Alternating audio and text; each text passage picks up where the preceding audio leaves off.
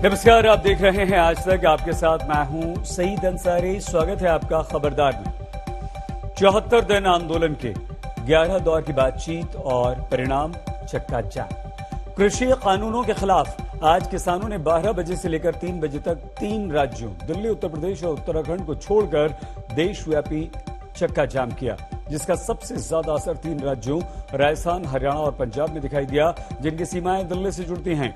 इन राज्यों में प्रदर्शनकारियों ने स्टेट और नेशनल हाईवेज को जाम कर दिया। लुधियाना में चक्का जाम के दौरान एक ट्रैक्टर के आग लगे झंडे में भिंडरावाले जैसे शख्स की तस्वीर लगी हुई थी। बेंगलुरु में यहां पुलिस स्टेशन के बाहर प्रदर्शनकारियों को पुलिस ने हिरासत में लिया। दिल्ली में आईटीओ के बाद शहीद बाग में कुछ प्रदर्शनकारी इकट्ठा हुए तो पहले से सतर्क पुलिस ने उन्हें हिरासत में ले लिया। बाकी कुछ और छिटपुट घटनाओं को छोड़कर चक्का जाम के दौरान कोई हिंसा नहीं हुई। इस दौरान एम्बुलेंस जैसी इमरजेंसी सर्विस वाले वाहनों को नहीं रोका गया। 3 घंटे का चक्का जाम शांति से खत्म हो गया।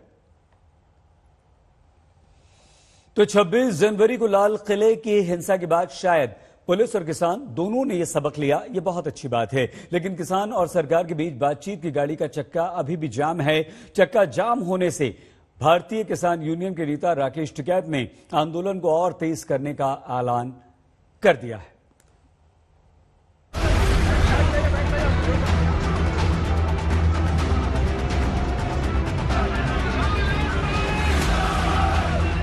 कृषि कानूनों पर आंदोलनकारी किसानों और सरकार के बीच बातचीत के सारे चक्के कितनी बुरी तरह जाम हैं, ये तस्वीरें देखिए और महसूस कीजिए। आज दोपहर 12 से 3 दिल्ली, उत्तर प्रदेश और उत्तराखंड को छोड़कर देश भर में जगह जगह किसान सड़कों पर उतरे और रास्ते ब्लॉक कर दिए। ये चक्का जाम कृषि कानूनों के विरोध में तो था ही, लेकिन इस चक्का जाम के जरिए किसान कई अन्य मुद्दों पर भी अपना विरोध जताने सड़कों पर उतरे, जैसे कि आंदोलन स्थलों पर इंटरनेट बैन, किसान नेताओं के खिलाफ एफआईआर, आंदोलनकारी किसानों को लीगल नोटिस, बजट में कृषि बजट आवंटन में कमी जैसे मुद्दे भी शामिल हैं। और 26 जनवरी की ट्रैक्टर रैली के बाद से कई किसानों के ट्रैक्टर जब्त करने की कार्रवाई। सरकार है ना, ये ना किसानों को ना दाबने का काम कर रही है। अगर सरकार नहीं मानी तो ना इस तरह ना उसको दिखाया जा रहा है कि हम इसको ना परमानेंट भी बंद कर सकते हैं। हमने तो एक मैसेज देना, चक्का जाम तो भारत सरकार ने कर रखा है। 13 सिक्योरिटी लेयर लगा रखी है। जैसे पाकिस्तान भारत के बॉर्डर पर भी इतनी फेंसिंग नहीं है जितना उन्होंने दिल्ली बॉर्डर पर फेंसिंग लगा रखी है।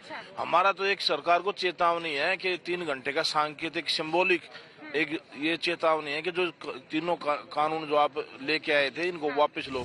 किसान संगठन कह रहे हैं कि सरकार से बातचीत में सुलह के सारे रास्ते बंद पड़े देख उन्होंने चक्का जाम का रास्ता चुना। लेकिन चक्का जाम के दौरान इमरजेंसी और जरूरी सेवाओं जैसे एम्बुलेंस, स्कूल वगैरह को रास्ता दिया गया।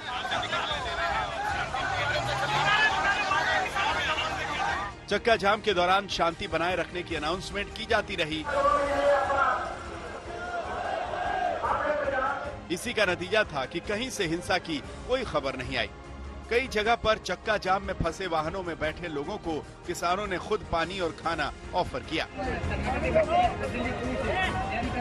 यहाँ लाखों की भीड़ है जी, बिल्कुल शांतिपूर्वक धरना चल रहा है। यहाँ ऐसी कोई नहीं है और दंगबाजी, और सब अपने आराम से बैठे हैं। किसी की मजबूरी है वो सब भी समझ रहे हैं। कोई पीड़ित है या मरीज है या कोई ज्यादा इमरजेंसी है उसको जाने दिया जा रहा है। बिल्कुल अच्छी तरह से पालन कर रहे हैं सावधानियों का, कोई दिक्कत नहीं है। दिल्ली में किसानों ने चक्का जाम नहीं करने का ऐलान कर दिया था, लेकिन 26 जनवरी की हिंसा के बाद ट्रैक्टर के चक्के जाम करने के जो इंतजाम दिल्ली की सीमाओं पर किए गए, उससे अंदाजा लगता है कि पुलिस अगर चाह ले तो एक ट्रैक्टर भी दिल्ली में नहीं घुस सकता। दिल्ली पुलिस के जवानों की ऐसी मुस्तैदी देखकर आज राकेश टिकैत भी बेहद प्रभावित नजर आए। देश के मिट्टी को कोई छू नहीं सकता, जवान इसकी रक्षा करेगा। आगे है किसान और जवान, आगे है दोनों, कोई नहीं छू सकता। ये मिट्टी पूर्ण रूप से जवानों के हवाले है। सबको प्रणाम है आपका। इसी मुझे वो था कि आज आ गया मेरा जवान मेरे खेत की रक्षा करेगा। बड़े ही अरमानों से आपने खेत बनाया था। नहीं, किसानों को, जवानों को दे दिया। अब मैं सुरक्षित हूँ। मेरे देश का किसान सुरक्षित है कि मेरे खेत की रक्षा जवान करेगा। फूल उधर लगाए थे। होगी आधी जीत होगी। अब खेत पे कोई कब्जा नहीं करने का, जवान उसकी रक्षा करेगा। धन्यवाद। दिल्ली में 50,000 जवानों की तैनाती, कई मेट्रो स्टेशनों पर पाबंदी और जगह जगह बैरिकेडिंग का ही नतीजा था कि आईटीओ के पास कुछ 50-60 लोग किसान आंदोलन के समर्थन में जुटे तो उन्हें तुरंत हिरासत में ले लिया गया।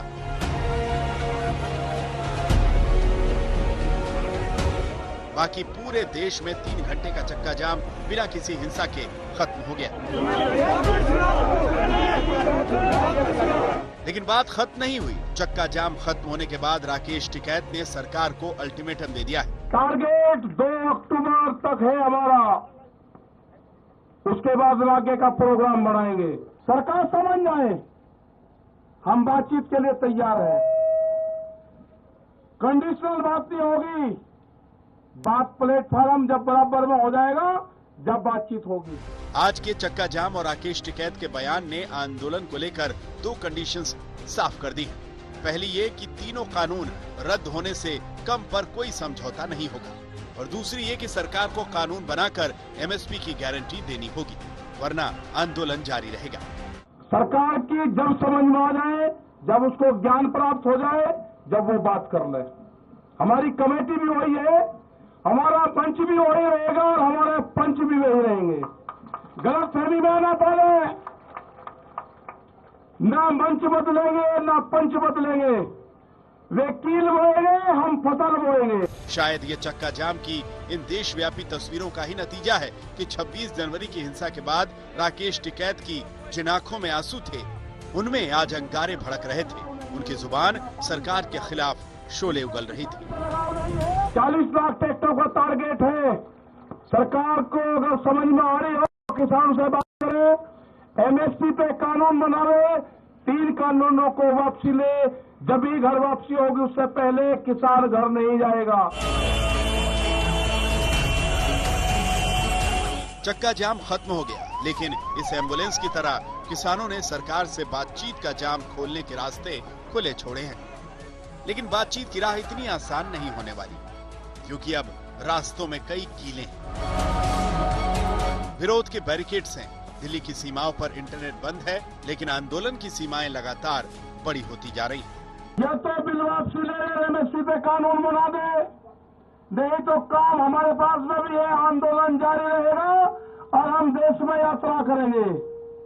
हम निकलेंगे देश की यात्राओं की तरफ। पूरे देश में आंदोलन होगा, नॉन पॉलिटिकल आंदोलन होगा पूरे देश में। किसान मानने को तैयार नहीं, सरकार और ज्यादा झुकने को तैयार नहीं। तो ये गतिरोध खत्म कैसे होगा? ऐसे कैसे चलेगा और आखिर कब तक चलेगा? आज तक ब्यूरो। किसान आंदोलन को 74 दिन बीत चुके हैं, लेकिन आंदोलन खत्म होने के कोई आसार अभी तक दिखाई नहीं दे रहे। चक्का जाम का ज्यादा असर तो नहीं दिखा, लेकिन किसानों को कानून वापसी से कम पर कुछ भी मंजूर नहीं है। तो अब सवाल यह है कि आंदोलन किस दिशा में आगे जाएगा। राकेश टिकैत ने किसानों की मांगे मंजूर करने के लिए सरकार को 2 अक्टूबर तक का अल्टीमेटम भी दे दिया है, और यह साफ साफ कह दिया है कि जब तक कृषि कानून खत्म नहीं होंगे तब तक किसान आंदोलन भी खत्म नहीं होगा। आंदोलन के रोड मैप पर आज तक ने राकेश टिकैत से यह खास बातचीत की है। आज आपने 3 घंटे का चक्का जाम का ऐलान किया था। आपने पहले भी कहा था कि कोई भी हादसा नहीं होगा, और ऐसा ही हुआ। कहीं पर भी कोई दुर्घटना नहीं हुई। तो आपको लगता है चक्का जाम सक्सेसफुल रहा? नहीं, ठीक रहा बिल्कुल। और जहाँ झगड़े की हमको आदमी थी, कुछ लोग गलत तरीके से तिरंगा झंडा लेके और हमारे किसान संगठन का झंडा लेके, हमको उनको जानकारी होगी थी कि गलत लोगों के हाथों में झंडा चला गया और वो गाड़ियों के शीशे तोड़ने का काम करेंगे, और वो मीडिया में एक बहुत गलत मैसेज जाएगा। तो हमने पूरा उत्तर प्रदेश और उत्तराखंड का वो वापसी ले लिया था। ये कई जगह घटनाएं होनी थी, पुख्ता सबूत हमारे पास में थे। आप कब तक यहाँ पे बैठे रहना चाहते हैं? आपको लगता है सरकार से बातचीत होने की संभावना आपको लग रही है? अभी हमारे 3 इशू हैं। बिल वापसी हो जाए, एमएसपी पे कानून बने, जितने आंदोलन के दौरान के मुकदमे हैं, जो लोग बंद हैं, वे सब रिहा हो। इस समय बार बार कई मंत्री भी कहते हैं कि हम तो एक फोन कॉल दूर हैं, आप हमसे बात तो करिए। तो कहीं ना कहीं आपको लगता है कि ये इशू एक फुटबॉल का इशू सा बन चुका है? आप लोग कह रहे हैं कि आप हमारी सरकार बात नहीं मानती, सरकार कह रही है हम तो बातचीत करना चाहते हैं। इसका लॉजिकल सॉल्यूशन क्या लगता है आपको? ऐसे न, सरकार जब चाह लेगी जब ही बातचीत भी हो जाएगी और काम भी हो जाएंगे। सरकार अभी चाह ही नहीं रही, तो हमने भी अक्टूबर का टाइम है हमारे पे, 2 अक्टूबर तक का टाइम है, तो सरकार को दे दिया, अपना सोच समझ ले। हमें भी देश में बहुत हिस्सों में जाना है, तो वहाँ पे भी पंचायतें हमको करनी है, क्योंकि 40 लाख ट्रैक्टर जोड़ने हैं हमको भी। जोड़ेंगे 40 लाख ट्रैक्टर देश से। आप यहाँ पे जैसे सिंगू पे, टीकरी पे आप लोग ऐसे ही बैठे रहेंगे या अभी कुछ ऐसी मंशा है कि कुछ लोग वापस जाएं और कुछ लोग आएं, ऐसा कुछ है? तो आएंगे भैया, परमानेंट थोड़ा बैठे ये तो अपने गांव चले जाते हैं, दूसरे आ जाते हैं, दूसरे आ जाते हैं, ये चले जाते हैं, अपना खेत का काम भी करते रहेंगे ये। लेकिन 2 अक्टूबर आपके हिसाब से डेडलाइन है? हाँ, उसके बाद में आगे का प्रोग्राम फिर बनाओगे। क्या आप सरकार में से किसी से फोन पे बात करना चाहेंगे? ना, हमें तो जरूरत है नहीं फोन पे बात करने की। हाँ, और अगर कोई मंत्री यहाँ आके बात करना चाहे तो? नहीं, बात करने की कहाँ जरूरत है, तो 3 इशू है ये, इस पे अपना वो बना ले, और जब उनकी मनसा हो जाए कि हम तैयार हैं, हमारे जो पंच हैं उनको बुलवा ले जैसे बुलवाते थे। तो इस समय सरकार जो 3 मांगे हैं किसानों की, अगर उसको पूरा करती है तो आके इनसे बात कर ले, नहीं तो इसी तरह से शांतिपूर्वक ये आंदोलन चलता रहेगा। ऐश्वर्या पालीवाल, आज तक के लिए कैमरा पर्सन नासिर खान के साथ। ऐश्वर्या पालीवाल हमारी संवाददाता टिकैत से बात कर रही थी। करीब 2.5 महीने से जारी आंदोलन में अलग अलग कारणों से अब तक 100 से ज्यादा किसानों की मौत का दावा किया जा रहा है। कांग्रेस का दावा तो यह है कि अब तक आंदोलन में 170 किसानों की मौत हो चुकी है, लेकिन सरकार के पास इस बारे में कोई विशेष जानकारी नहीं है। केंद्रीय कृषि मंत्री नरेंद्र सिंह तोमर ने कल यानी कि शुक्रवार को संसद में लिखित उत्तर देकर यह बताया था कि हमारे देश के विभिन्न राज्यों में आंदोलनरत किसानों की मौत के बारे में कोई विशेष जानकारी उपलब्ध ही नहीं है।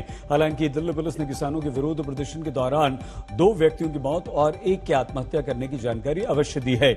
एक प्रश्न के उत्तर में कृषि मंत्री नरेंद्र सिंह तोमर ने बताया कि सरकार आंदोलन में मृतक किसानों के परिवारों को किसान कल्याण कोष से कोई वित्तीय सहायता प्रदान नहीं करेगी। इस बीच उत्तर प्रदेश के पीलीभीत से खबर सुर्खियों में रही। 25 फरवरी को दिल्ली में किसान आंदोलन में शामिल एक किसान की सड़क दुर्घटना में मौत हो गई थी। उस किसान के शव को तिरंगे में लपेटकर शमशान ले जाया गया, जिसके बाद पुलिस ने किसान के परिवार पर मुकदमा दर्ज कर लिया है।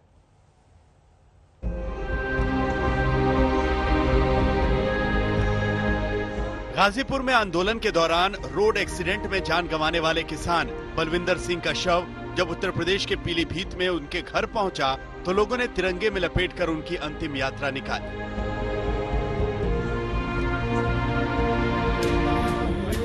ये तस्वीरें सोशल मीडिया पर देखकर पीलीभीत पुलिस ने तुरंत मामले का संज्ञान लिया और राष्ट्रीय ध्वज का अपमान करने के आरोप में मृतक किसान की मां और भाई समेत 3 लोगों पर मुकदमा दर्ज कर लिया। हम लोगों की जानकारी में आया है कि उनका एक्सीडेंट हुआ था वहां दिल्ली में गाजीपुर थाना क्षेत्र में, वहां पर मुकदमा भी लिखा है और शिनाख्त होने के बाद उनका परिवार उनके शव को लेके घर आए और यहां उनका अंतिम संस्कार किया। इस दौरान ये फोटो और वीडियो वायरल हुई कि उस तिरंगे में लपेटा गया है, तो ये एक तिरंगे का अपमान है। यह जानकारी होने पर हम लोगों ने उनके परिवार वालों के खिलाफ जिन लोगों ने किया है और कुछ अज्ञात लोगों के खिलाफ अभियोग पंजीकृत किया है, उसकी विवेचना हो रही है और जिन लोगों ने इस तरह का काम किया उनके खिलाफ कार्रवाई की जाएगी। दर्ज एफआईआर में लिखा है कि शव पर राष्ट्रीय ध्वज तिरंगा रखकर अंत्येष्टि के लिए ले जाया गया। ये जुर्म राष्ट्र गौरव अपमान निवारण अधिनियम 1971 के तहत आता है, जिसके तहत 3 साल की जेल, जुर्माना या फिर दोनों हो सकते हैं।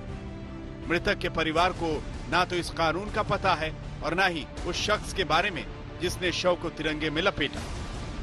हम लोगों को तो कोई मामला मालूम ही नहीं है। हम लोग तो खुद ऐसी स्थिति में थे, किसने डाल दिया, इतनी भीड़ थी कैसे, हम लोगों को तो कुछ मालूम ही नहीं है। पुलिस ने लिख दिया, हम लोगों को तो कोई चीज का मालूम ही नहीं है। इससे पहले 26 जनवरी को आईटीओ पर ट्रैक्टर पलटने से मारे गए किसान के शव को तिरंगे में लपेटकर प्रदर्शनकारियों ने विरोध जताया था।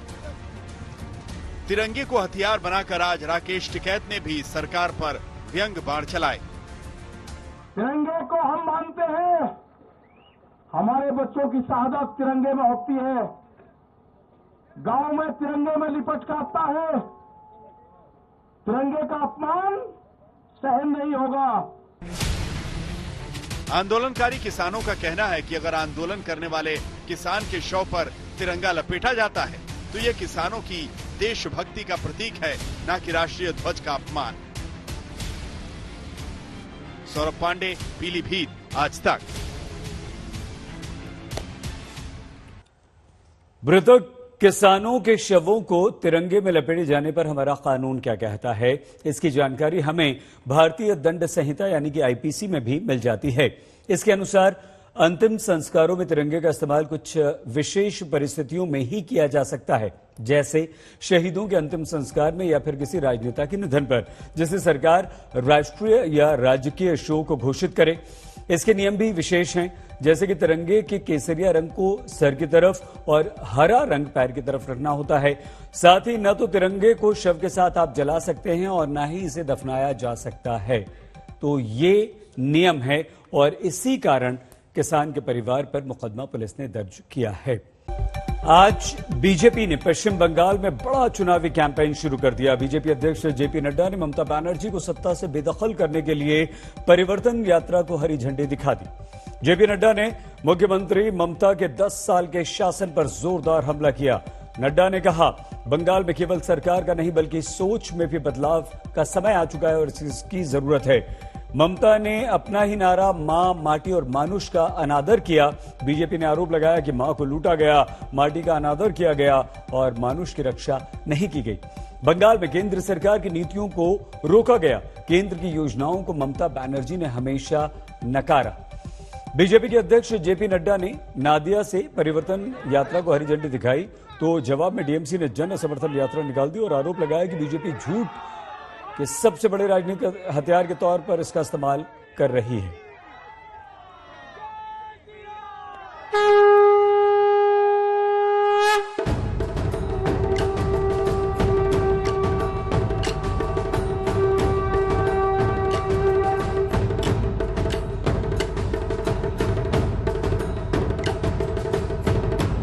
ममता जाएगी, कमल खिलेगा और यहाँ पर भी किसान का सम्मान होगा।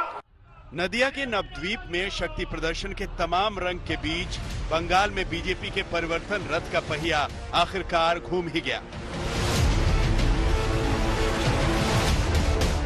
जनसंवाद और बंगाल की जनता से सीधे जुड़ने वाली इस यात्रा को बीजेपी अध्यक्ष जेपी नड्डा ने हरी झंडी दिखाई।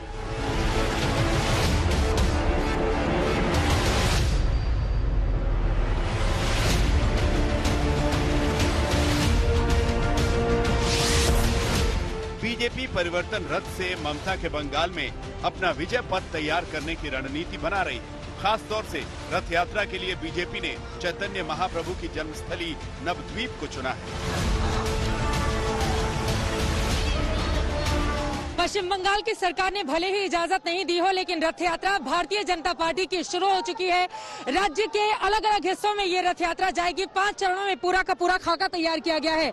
इस वक्त आप टीवी स्क्रीन पर देख रहे हैं बीजेपी के राष्ट्रीय अध्यक्ष जेपी नड्डा किस तरह से भारतीय जनता पार्टी के झंडे को हिलाते हुए और इस तरीके से इस रथ यात्रा का शुभारंभ शंखनाद आज हो गया है। परिवर्तन यात्रा को हरी झंडी से ठीक पहले बीजेपी अध्यक्ष जेपी नड्डा ने हुंकार भरी ममता बनर्जी पर ताबड़तोड़ हमले किए। ये कैसी सरकार है? टोलाबाजी की सरकार, तानाशाही की सरकार। हमारे लगभग 130 लोग मारे गए हैं, 300 से ज्यादा लोगों पर अटैक हुआ है। ये कैसी सरकार है? इस सरकार को जाना हो। बीजेपी ने ममता बनर्जी के 10 साल के शासन को कटघरे में खड़ा कर दिया है। आरोप ये है कि न विकास हुआ, न माँ, माटी, मानुष का नारा जमीन पर उतारा गया। बंगाल लेफ्ट के शासन से बाहर तो निकल गया, लेकिन हालात नहीं बदले। नड्डा दावा कर रहे हैं कि मई में बीजेपी आएगी और बंगाल में सब बदल जाएगा। परिवर्तन आएगा, कमल खिलेगा, टीएमसी जाएगी, ये तय हो चुका। टीएमसी ने बाहरी बनाम बंगाली का नारा देकर बीजेपी के चुनावी रथ को थामने की कोशिश तो की, लेकिन नड्डा ने चुनावी कैंपेन में कई बार बांग्ला भाषा का इस्तेमाल कर चुनावी दांव चला। China, China, China.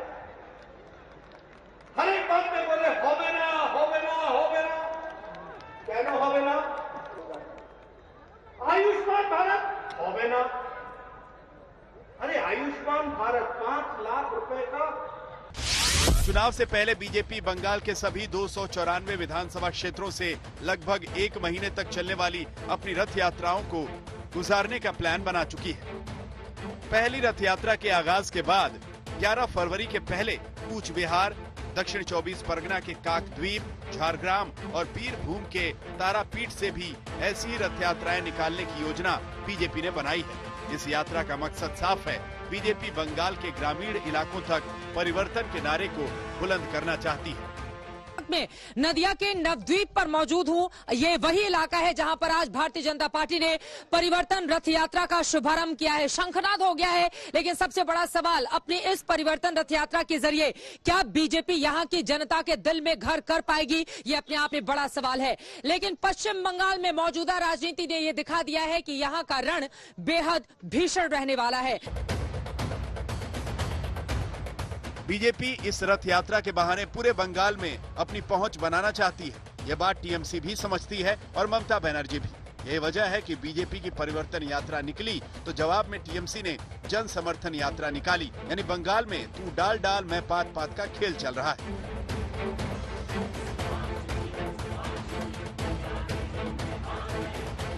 नदिया में बीजेपी के परिवर्तन रैली के जवाब में टीएमसी ने बाइक रैली निकाली।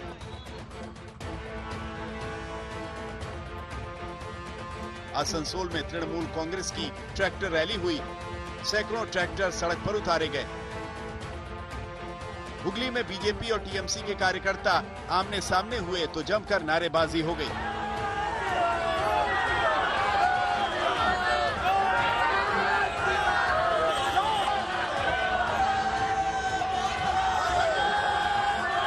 टीएमसी सरकार में मंत्री स्वप्न देवनाथ ने बीजेपी की परिवर्तन यात्रा पर तंज किया।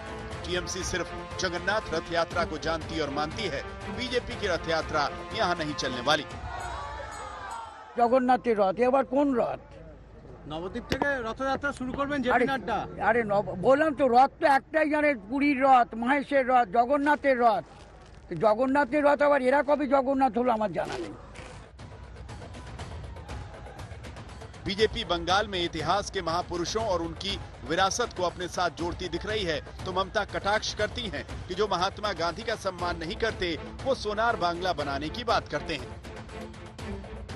बीजेपी पराक्रम दिवस मनाती है तो ममता जवाब में देश नायक दिवस। बीजेपी की रैलियों में भीड़ उमड़ती है तो ममता दोगुनी भीड़ जुटाने का दावा करती है। हमेशा रोड शो करते हैं तो ममता पदयात्रा निकाल लेती है।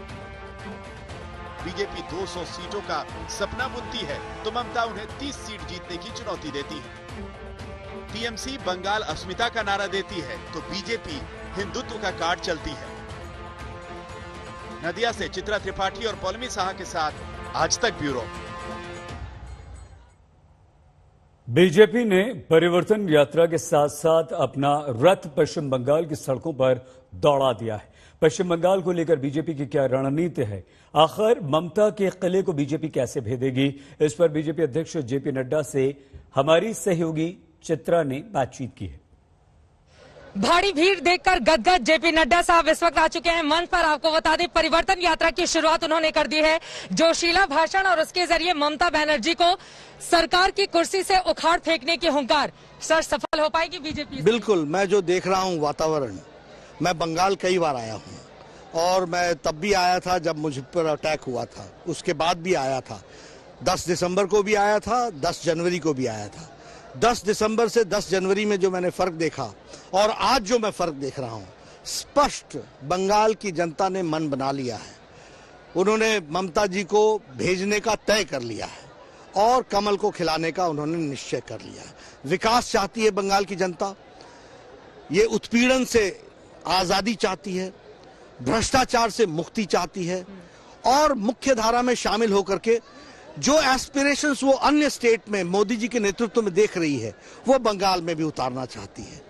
गरीब जनता को जिस तरीके से उन्होंने गरीब रखा है और उनको हमेशा प्रताड़ित रखा है, उससे आज बंगाल अपने आप को निजात पाना चाहता है। लेकिन परिवर्तन रथ यात्रा को इजाजत नहीं मिली थी, उसके बावजूद बीजेपी अपनी रथ यात्रा अब निकाल रही है। ममता बनर्जी की सरकार की ओर से इजाजत क्यों नहीं दी गई, क्या नजर आता है? देखिए, वो प्रजातंत्र का गला घोटना उनका स्वभाव है, उनका कल्चर है उनका स्टाइल ऑफ फंक्शनिंग है।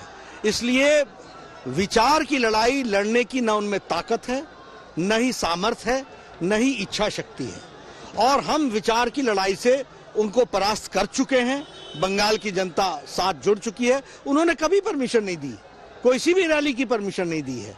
वो तो कभी चाहते नहीं है कि यहाँ पर टीएमसी छोड़ करके या उनकी आवाज सुन करके कोई और किसी और की आवाज आ सके। ऐसे में आप लोग कह रहे हैं अगर ऐसा होता नहीं तो उन्होंने मेरे ऊपर अटैक क्यों किया था? अगर ऐसा होता नहीं तो उन्होंने मेरे नाम के साथ विश्लेषण लगा करके, विशेषण लगा करके बंगाल की संस्कृति को क्यों निरादर किया था? वो इस टेम्परामेंट के नहीं है। उनकी ओर से कहा जा रहा है कि यहाँ पर माहौल बिगाड़ना चाहती है बीजेपी अपनी इस रथ यात्रा के जरिए, और जय श्री राम पर आप लोग लगातार ममता बनर्जी को घेर रहे हैं। इतिहास इस बात का गवाह है कि जब जब तानाशाही और तानाशाही मिजाज को जब जब चैलेंज किया गया है तो उन्होंने हमेशा इसी तरीके के आर्गुमेंट दिए हैं। गुमराह करने की कोशिश की जा रही है। ब्रिटिशर्स भी यही कहते थे। उसके बाद भी कई सरकारें आई जिन्होंने तानाशाही को आगे बढ़ाया है। उनमें से ममता जी भी एक सरकार हैं। मिसेस गांधी ने भी एक बार इमरजेंसी में यही बातें कही थी। सब धाराशाही हो गए और यह भी इतिहास के पन्नों में इसी तरीके से दर्ज हो जाएगा। सर, लेकिन 2019 लोकसभा चुनाव पीएम चुनने का था, अभी सीएम चुनने का है, तो लोग ये भी पूछ रहे हैं मुख्यमंत्री कौन होगा आपका? ये हम लोग हमेशा तय करते हैं, ये हमारी स्ट्रेटेजी का विषय होता है। कई प्रदेशों में हम नेता डिक्लेयर करते हैं, कई प्रदेशों में हम नहीं करते हैं, लेकिन हमेशा समर्थन भारतीय जनता पार्टी के कमल को मिलता है। रथ यात्रा जारी रहेगी। रथ यात्रा जारी रहेगी। हमारे कार्यकर्ताओं का हौसला आप देखिए, बुलंदी देखिए, वो सब लोग जाएंगे। और मैं फिर बताना चाहता हूं, मैं जमीन से आया हुआ आदमी हूं। जब सही विचार लेकर के लोग आगे बढ़ते हैं तो सब रास्ते खुल जाते हैं, उनको कोई रोक नहीं सकता। परिवर्तन रैली को हरी झंडी दिखाने से पहले बीजेपी के अध्यक्ष जेपी नड्डा ने मालदा में चुनावी सभा की, रोड शो किया, किसानों के साथ खाना भी खाया। इस दौरान जेपी नड्डा ने यह आरोप लगाया कि ममता बनर्जी की किसानों से हमदर्दी झूठी है। इसके जवाब में टीएमसी ने जेपी नड्डा को दिल्ली की सीमा पर बैठे किसानों की याद दिलाई और ये कहा कि देश जानता है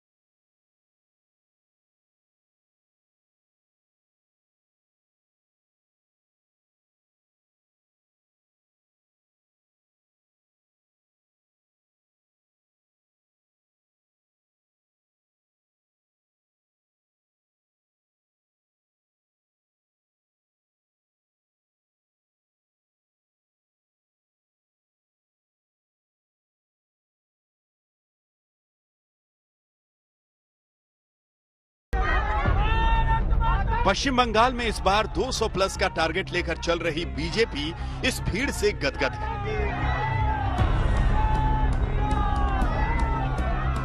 हर तरफ बीजेपी के झंडे, बैनर और पोस्टर, जय श्री राम के घोष करते जोश से भरे कार्यकर्ता। जेपी नड्डा का रोड शो लोगों से अटा पड़ा है। बीजेपी इसे परिवर्तन की आंधी बता रही है। खुद जेपी नड्डा का जोश देखिए। ये बताता है कि बंगाल की जनता ने तय कर लिया है, ममता जी का जाना तय है और भारतीय जनता पार्टी का आना तय है। मालदा में लोगों ने छतों और बालकनी से बीजेपी के शक्ति प्रदर्शन को परखा। कुछ लोग मोबाइल फोन पर रोड शो का वीडियो बनाते दिखे।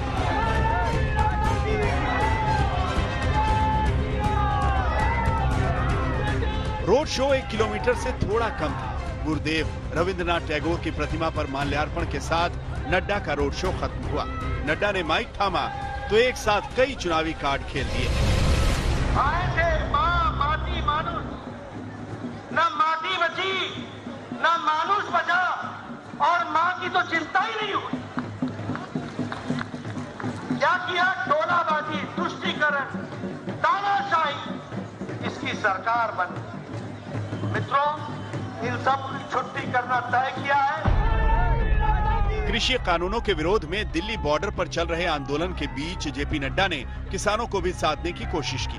इस रोड शो से पहले बीजेपी अध्यक्ष ने शाहपुर गांव में किसानों के साथ खाना खाया और आरोप लगाए कि ममता बनर्जी ने राजनीतिक नफे नुकसान की वजह से किसान सम्मान निधि को बंगाल में लागू नहीं होने दिया। यानी नड्डा बीजेपी को किसानों का हितैषी साबित कर रहे हैं और ममता को किसानों का दुश्मन। प्रधानमंत्री किसान सम्मान निधि आज तक लगभग 70 लाख किसानों को ये पैसा मिल जाता। कितना मिलता? एक एक किसान को 14,000 रुपए मिलता। ममता जी चाइना होवे ना ममता जी चुनाव आ गए हैं, अब पछतावत होत क्या जब चिड़िया चुग गई खेत। पश्चिम बंगाल में बीजेपी पूरे धमक के साथ अपने पक्ष में चुनावी माहौल बनाने में जुट चुकी है। उतनी ही ताकत और जोर टीएमसी की तरफ से भी है। टीएमसी ने बीजेपी को आईना दिखाया। दिल्ली में किसानों को सड़क पर बैठाने वाले बंगाल में किसानों का हितैषी बन रहे हैं। टीएमसी का दावा है कि ममता की किसान बंधु स्कीम पीएम के किसान सम्मान निधि योजना से कहीं बेहतर है। Mamata Banerjee's Bengal government has won 6 time Krishi Karman Puraskar award from central government. So how Nadda Saheb will justify this 6 Krishi Karman Puraskar given by central government towards Mamata Banerjee's Bengal government regarding farmers issue? Nadda के दावों को TMC ने चुनावी शोर करार दिया। TMC नेता मदन मित्रा ने कहा, ये बंगाल है, यहाँ राजनीतिक तमाशा नहीं चलता। और बीजेपी वालों याद रखो, बंगाल मांगो तो बंगाल की जनता तुम लोग को थप्पड़ देके चीर देंगे, मार देंगे, उखाड़ के फेंक देंगे। की कोई घंटा बीजेपी पश्चिम बंगाल में परचम लहराने के लिए हर हथकंडा अपना रही है, तो टीएमसी किले को बचाने में जुट गई है। पश्चिम बंगाल के नेताओं के तेवर बता रहे हैं कि आने वाले दिनों में ये चुनावी तल्खी और बढ़ेगी। कम से कम जुबानी जंग में कोई किसी से कम साबित नहीं होगा। मालदा से सूर्य अग्नि रॉय के साथ आज तक ब्यूरो। बंगाल के मुख्यमंत्री ममता बनर्जी के सांसद भतीजे अभिषेक बनर्जी आज शुभेंदु अधिकारी के गढ़ मेदिनीपुर में एक बड़ी रैली करने पहुंचे। इस रैली के मंच पर ही शुभेंदु पर अभिषेक का गुस्सा फूट पड़ा और वो बुरी तरह से भड़क गए। আমার আজকে এখানে সভা আছে, আমি 7 দিন 8 দিন আগে বলেছিলাম। ফেসবুকে আবার অনেকে ভিডিও ছাড়ছে যাতে আমি ভয়ে এখানে না আসি, আমাকে ভয় দেখাবে, আমাকে ভাবছে হয়তো ধমকে চমকে তর্ক করে ওই দুটো এমনি তো জোকারের মতো মুখ, তারপর আবার বড় বড় কথা, আমাকে বলছে যে এলে দেখে নেবো, যদি না শুধরাও এই করবো তাই করবো। আরে তোর বাপকে গিয়ে বল বাড়ির 5 কিলোমিটারের মধ্যে দাঁড়িয়ে আছি, যা করার করায়। আয় আয়, হিম্মত আছে, হিম্মত আছে।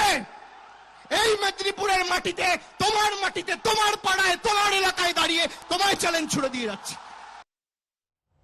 बंगाल में चुनावी रथ को विजय पथ तक पहुंचाने के लिए बीजेपी एक साथ कई मोर्चों पर ममता सरकार को घेर रही है। बीजेपी विकास का मुद्दा उठा रही है, राष्ट्रवाद का नारा बुलंद कर रही है, जय श्री राम के नारों के जरिए हिंदुत्व वाली राजनीति को साध रही है। ममता जी, बंगाल की जनता ने आपको नमस्ते करने का तय कर दिया है, ये बात आप समझ लीजिए। चुनाव आ गए हैं, अब पछतावत हो क्या जब चिड़िया चुग गई खेत। सियासी जमीन है पश्चिम बंगाल की और फसल वोटों की, जिसे काटने के लिए बीजेपी हर जतन में जुटी है। परिवर्तन के रथ का पहिया बढ़ाकर बीजेपी पश्चिम बंगाल में कमल का फूल उगाने की कवायद में है और इस कोशिश में विकास से लेकर राष्ट्रवाद और राष्ट्रवाद से लेकर हिंदुत्व को बीजेपी अपना चुनावी हथियार बना रही है।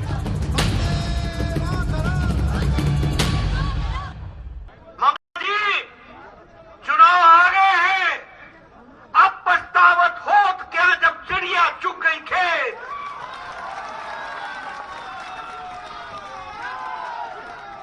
अब तो हम जब बोलते हैं तो सामने से नारे लगते हैं, जय श्री राम, वंदे मातरम। मालदा में बीजेपी अध्यक्ष जेपी नड्डा के रोड शो में इन नारों की गूंज से साफ है कि ममता बनर्जी के बाहरी वाले हमले का जवाब बीजेपी ने राष्ट्रवाद में ढूंढ निकाला है और राष्ट्रवाद की इसी भावना के जरिए पश्चिम बंगाल में भगवा परचम लहराने की तैयारी है।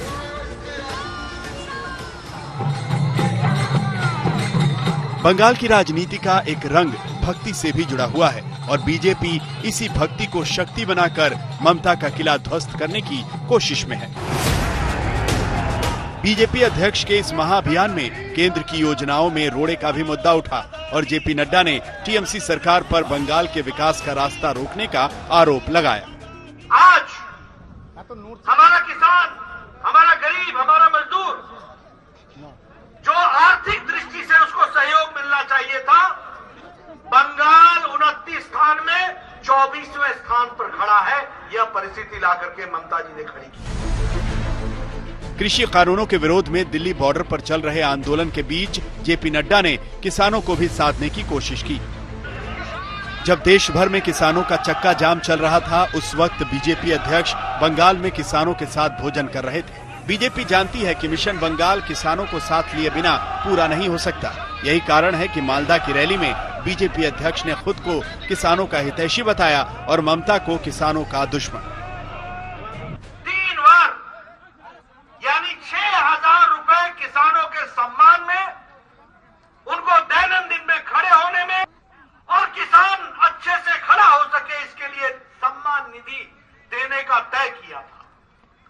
लेकिन ममता दी ने अपनी जिद में, अपने ईगो के कारण, अपने अभिमान के कारण मोदी जी के इस कार्यक्रम को बंगाल की धरती पर लागू नहीं होने दिया। जेपी नड्डा बंगाल में टारगेट 200 का दम भर रहे थे और नड्डा की इस हुंकार का जवाब देने में टीएमसी भी पीछे नहीं रही। ये तस्वीरें नादिया जिले की हैं, जहां एक ओर जेपी नड्डा परिवर्तन रैली को हरी झंडी दिखा रहे थे, तो दूसरी ओर टीएमसी बाइक रैली से अपनी ताकत दिखाकर बीजेपी को जवाब दे रही थी। टीएमसी ने बंगाल में किसानों के हाल पर जेपी नड्डा के हमले का भी जवाब दिया।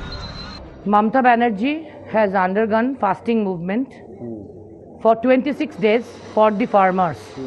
So she doesn't need any advice from Honorable Nadda Saheb regarding farmers issue. Second, Mamata Banerjee's Bengal government has won 6 time Krishi Karman Puraskar award from central government. Bengal में चुनाव की तारीखों का ऐलान अभी होना है, लेकिन इससे पहले सियासी जंग छिड़ चुकी है। बीजेपी और टीएमसी ने जिस तरह से इस जंग में अपनी ताकत झोंकी है, उससे आने वाले दिनों में तकरार बढ़नी तय है। आज तक ब्यूरो।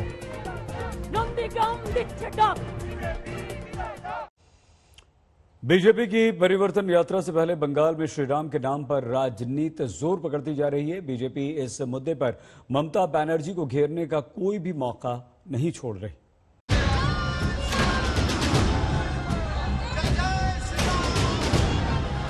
देश के लोगों के रोम रोम में बसे श्री राम के नाम पर बंगाल में सियासी संग्राम छिड़ा हुआ है। सनातनी संस्कृति वाले देश में राम का नाम भी सियासी हो गया है और इस सियासत का केंद्र बना हुआ है पश्चिमी बंगाल।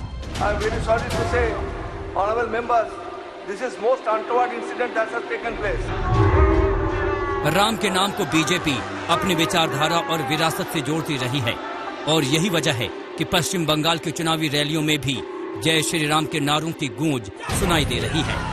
लेकिन श्री राम के इन्हीं नारों का विरोध कर ममता ने बीजेपी को हमले का बड़ा मौका दे दिया है और बीजेपी इस बहाने ममता की सियासत को हिंदू विरोधी साबित करने में जुटी हुई है। मालदा की रैली में भी जेपी नड्डा ने जय श्री राम के नारे पर ममता दीदी की नाराजगी की वजह पूछ डाली। अब तो हम जब बोलते हैं तो सामने से नारे लगते हैं जय श्री राम। मैं अभी आया हेलीपैड से लेकर सारे रास्ते, मैं सिर्फ ऐसे हाथ हिलाता था, उधर से कहते थे जय श्री राम। और ममता जी को इतना गुस्सा क्यों आता?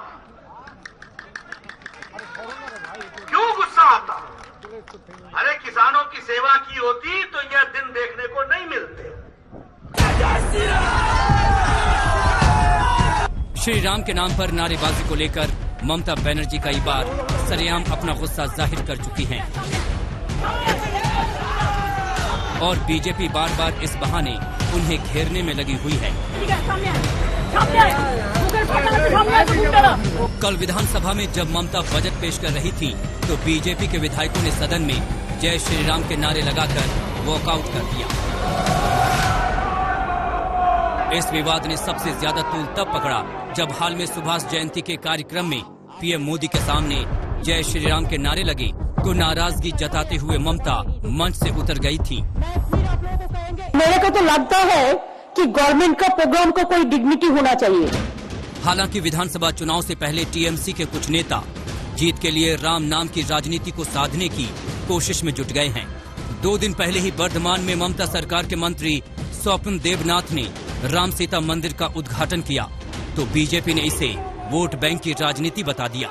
विधानसभा चुनाव से पहले जय श्री राम के नारों पर बंगाल में बीजेपी और टीएमसी में खींचतान बढ़ती जा रही है और बीजेपी इसे हिंदुत्व से जोड़कर बढ़त बनाने में जुटी है। इंद्रजीत कुंडू, पौलमी साहा के साथ चित्रा त्रिपाठी, आज तक।